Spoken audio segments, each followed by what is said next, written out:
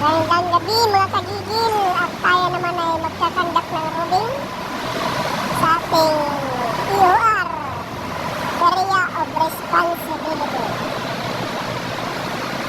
Dito pala yung sinasabi ng mga kasama ko na yung matanda, nakasabay nila maglakad. Tapos, maya-maya nawala. Kaya,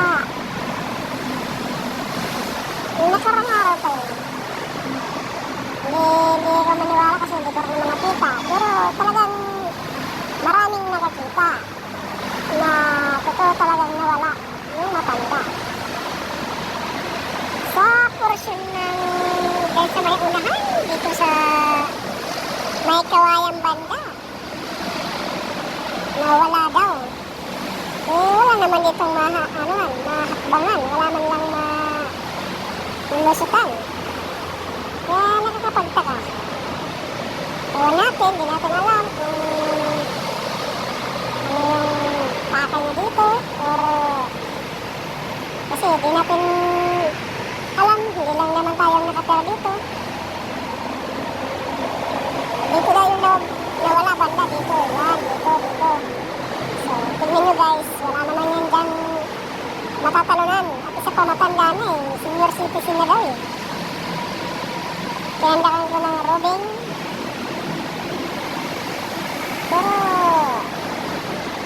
pag mga ganyan,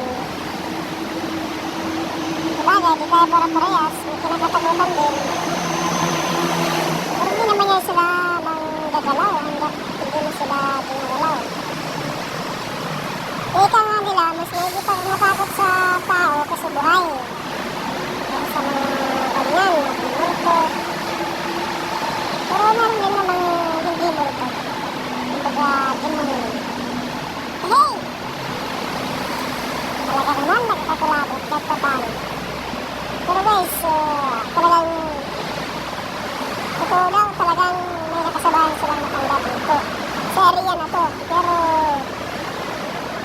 wala naman talagang nalulusutan yun. Wala madadaanan. Kasabayan lang nila sa unahan, tapos maya-maya malingap lang sila ng konti, wala na. Paano mo nasabi na ito, makalabas sa area na to? Ipakod na to hanggang dulo-dulo. So, ayun nga mga kagigil, magandang gabi sa inyong lahat. Siyempre, kailangan safe and secure yung ating area.